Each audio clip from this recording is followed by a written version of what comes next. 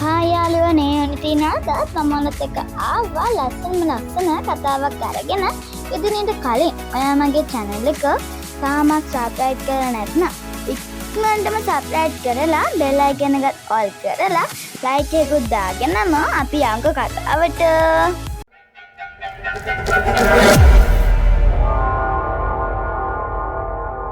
චෝරිකෝව එක් දිනක් සවස්සාරුවේ තියතම සීයාගේ අට්ටාලය ගවේෂණය කරමින් සිටියේදී කොඩල්ලී පෙට්ටියක් සොයා ගත්තා. ඇතුළත අමුතු හඬක් සහිත දිරිසෙන සාක්කු ඔරලෝසුවක් තිබුණා.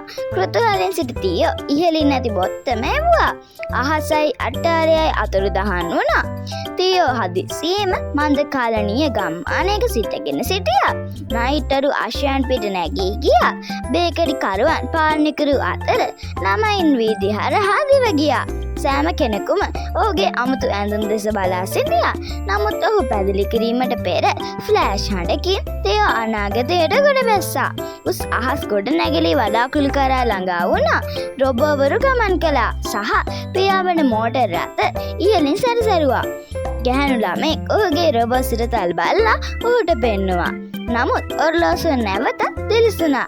මොහොතකින් තියෝ බොහෝ වාරයක් සංචාරය කළා. ටීරෙක්ස් කෙනෙකුගෙන් සැඟවී සිටි ඩයිනෝසෝරියෝගය පළමු සඳ ගොඩ බෑම පුරාවිද්‍යාත්මක නිමක් නැති ලියවලි වලින් පිරුණු මහා පුරාණ පුස්තකාලයක් අවසානයේ ඔරලෝසුව ඔහු අට්ටාලයට අපසු අරගෙන ගියා.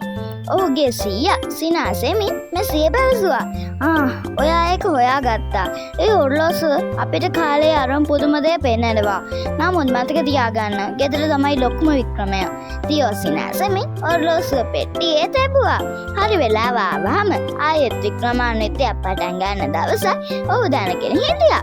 ඉතින් යාළුවනේ ඔන්න අදට මගේ කතාව ඉවරයි. අපි ඊළඟ දවසේ ලස්සන කතාවකින් හම්බෙමුකෝ. බයි.